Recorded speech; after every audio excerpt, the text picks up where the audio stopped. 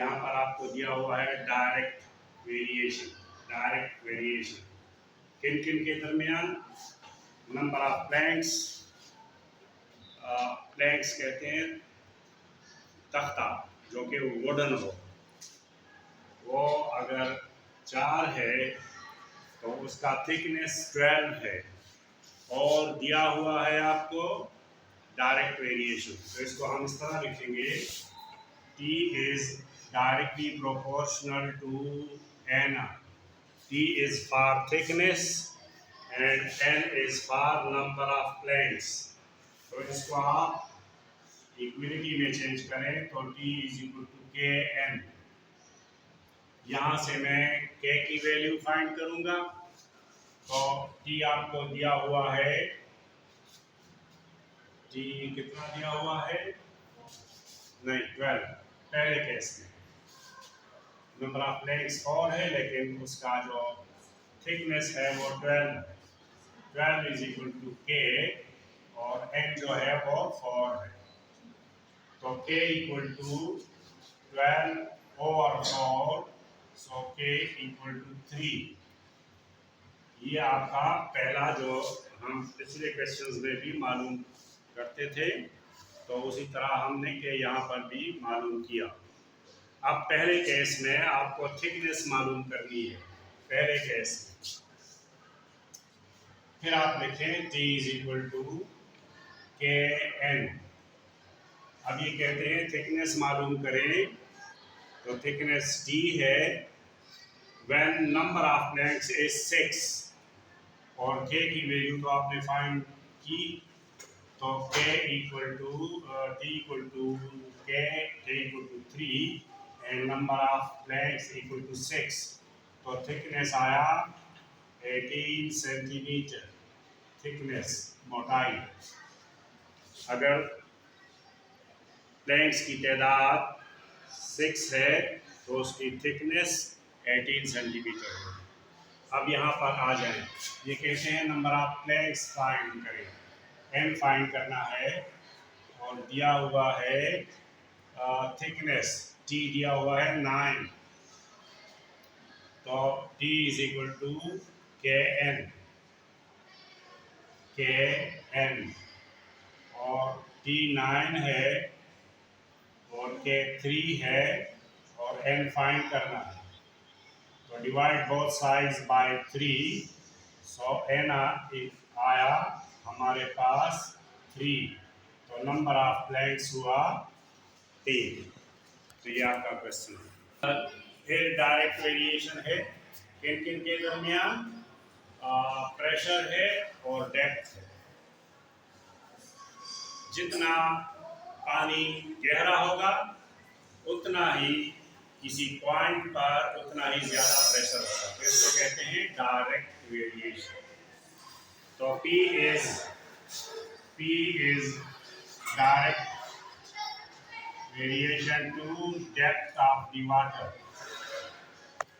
P is अच्छा, तो फिर आप क्या करेंगे? P is equal to KD।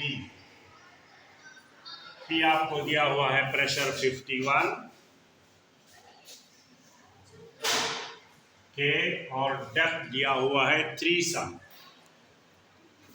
Divide both sides by 3, so K आया 17। ये आपने K फाइंड किया।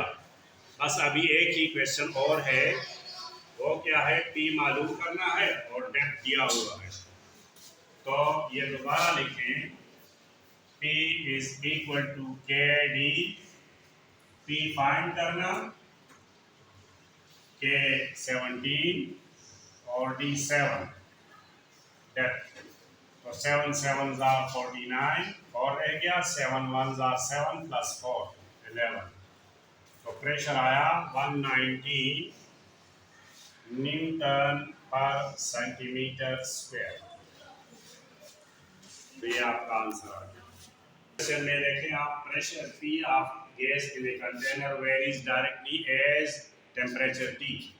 P और प्रेशर और टेम्परेचर के दरमियान डायरेक्ट वेरिएशन है, तो P is directly variation to T। ये है आपका सॉल्यूशन। तो इसको आप इक्वलिटी में कन्वर्ट करें तो एक कांस्टेंट का इजाफा हो जाता है। फिर आपको प्रेशर दिया हुआ है 50 और के फाइंड करना है, और टी आपको दिया हुआ है 75। तो के को फाइंड करने के लिए 50 डिवाइड बाय 75 आ गया, क्योंकि 75 यहाँ पर भी डिवाइड करना है, तो 25 से डिवाइड करें तो 2 और 3 हासिल हो जाएगा। 25 2s are 50, 25 3s are 75। तो के आपके पास आया 2 और 3। अच्छा, अब यहाँ पर P अगेन लिख लें, P इज इक्वल टू के टी। अब आपको प्रेशर मालूम करना है, तो ये 2 और 3 आ गया, और टेम्परेचर दिया हुआ है 150। तो 150 को 3 से डिवाइड करें तो 50 आ गया, 50 को 2 से मल्टीप्लाई करें तो 100 न्यूटन पर मीटर स्क्वायर। देखें, पर्सन्स और डेज के दरमियान क्या है, एक रिलेशन है, और वो रिलेशन आपको, अगर आदमी ज्यादा हो तो डेज कम हो जाएंगे, आपने खुद सोचना है, उन्होंने नहीं दिया हुआ। अगर काम करने वाले ज्यादा हो तो दिन कम लगेंगे, और अगर काम करने वाले कम हो तो दिन ज्यादा लगेंगे। तो इनमें वेरिएशन है इनवर्स। किन किन के दरमियान खुद सोचना, बार औकात आप खुद सोचेंगे, आपको नहीं दिया हुआ डायरेक्ट या इनवर्स, आपने खुद सोचना। काम है, आदमी है, और दिन है। काम वही है, काम को कांस्टेंट इन्होंने रखा हुआ है, चेंज कोई नहीं, एक ही काम। अगर आदमी ज्यादा लगाए तो दिन कम लगेंगे, अगर आदमी कम लगाए तो दिन ज्यादा लगेंगे। इसलिए ये जो वेरिएशन है ये इनवर्स वेरिएशन है between P, inverse variation to D days, D for days and P for person. तो इसमें इनवर्स वेरिएशन है। अब आपने क्या करना है, P इज इक्वल टू के ओवर D। P कितना दिया हुआ है, P आपको 8 दिया हुआ है, K और D आपको दिया हुआ है 10 डेज। तो K आया 8 into 10। यहाँ पर भी आपने 10 से ज़रब दिया तो कैंसिल हुआ, यहाँ पर भी आपने 10 से ज़रब दिया, तो K आपके पास आया 80 डेज। 80 आया, डेज नहीं, ये 80 आया आपके पास के। तो यहाँ पर दोबारा वो पूछ रहे हैं कि अगर आदमी 10 हो गए तो वही काम कितने दिन में कंप्लीट होगा। तो आपने फिर ये लिखना है P इज इक्वल टू के ओवर डी। पर्सन्स हैं आपके पास, पहले 8 थे, अब 10 हो गए, के आपके पास 80 है, और डी आपने मालूम करना। तो यहाँ पर आप क्या करें, क्रॉस मल्टीप्लाई, तो 10 डेज इक्वल टू 80, तो 10 से डिवाइड करें बोथ साइड्स, तो डेज आ गए आपके पास 8। ये number of days is equal to 8। 8 दिन में दिन कम लगेंगे, जब आदमी ज्यादा हो गए तो दिन कम हो गए। फिर इनवर्सली वेरिएशन है V is inversely proportional to P। अगर वॉल्यूम ज्यादा है तो प्रेशर कम हो जाए, और अगर ज्यादा गैस कम एरिया में हमने प्रेस किया तो उसके बाउंड्रीज पर प्रेशर ज्यादा पड़ेगा। अगर वॉल्यूम को ज्यादा किया तो प्रेशर कम। अगर वॉल्यूम हमने कम किया, फर्ज करो एक रूम है तो ये तो बहुत बड़ा है, इसमें हमने एक गैस छोड़ा तो वॉल्यूम बहुत है, तो दीवार पर जो प्रेशर पड़ेगा वो कम होगा। और अगर वही गैस हमने इस कमरे से छोटे से वॉल्यूम में छोड़ दिया तो क्या हो जाएगा, फिर दीवारों पर प्रेशर ज्यादा पड़ेगा। तो ये इनवर्स वेरिएशन है इन दोनों के दरमियान। अब V जो है वो K ओवर P हो जाएगा। अब V और P आपको दोनों दिए हुए हैं। वॉल्यूम आपको दिया हुआ है 300, K मालूम करना, और प्रेशर दिया हुआ है 4। तो K इक्वल टू 300 इंटू 4, तो K आया 1200। ये तो आपका K आ गया। अब हमने दोबारा यहाँ से V is equal to K over P, अब हमने मालूम करना है प्रेशर को। तो V आपके पास है 3, K है 1200 और P मालूम करना है। फिर आप क्रॉस मल्टीप्लाई करें तो 3P हो जाएगा 1200 के, हमें P चाहिए, divide both sides by 3। So pressure आ गया आपके पास 400 newton per metre square. Inverse variation force और डिस्टेंस के दरमियान, तो F is inversely proportional to D square, यहाँ पर स्क्वायर ऑफ D, यहाँ पर मैंने स्क्वायर लेना, फोर्स है और D स्क्वायर है, ख्याल करें। तो F is equal to K D square. अब आप वैल्यूज पुट करें। F आपको दिया हुआ है कितना, 18, K मालूम करना, और D आपको दिया हुआ है 2 cm।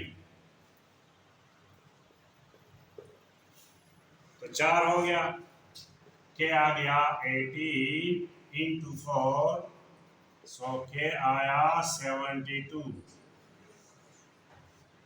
72 आया। अब आप दोबारा ये लिखें, F is equal to K D over D square. So F आपको दिया हुआ है, नाउ F इज 2 न्यूटन और D फाइंड करना है।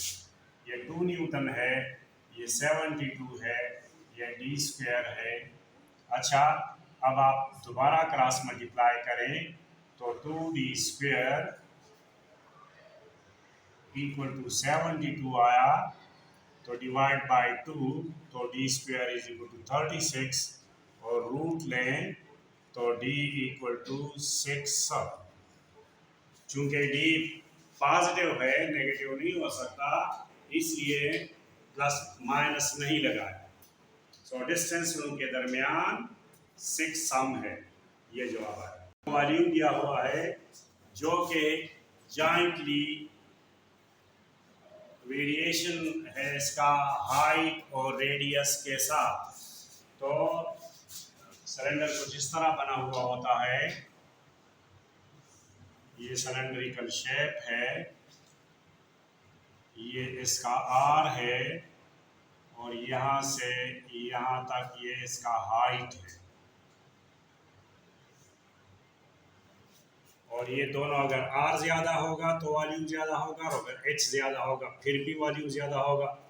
तो V is directly proportional to H और R स्क्वायर है या R क्यूब है।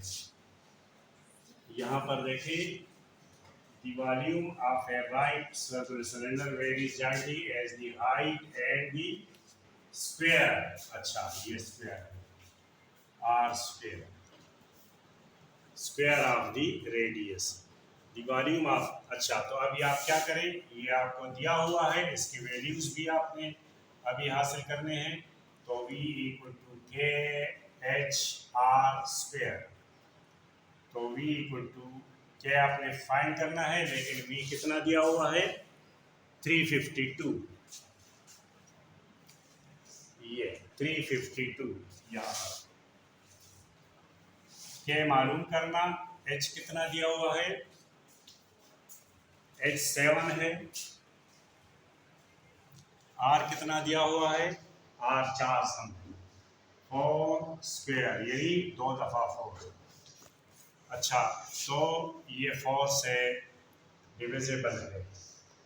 4 1 ज़ा, 4 8 ज़ा और 4 8 ज़ा, फिर 4 से डिवाइड करें तो 22 आया। तो k इक्वल टू 22 और 7, जो कि पाई की वैल्यू है।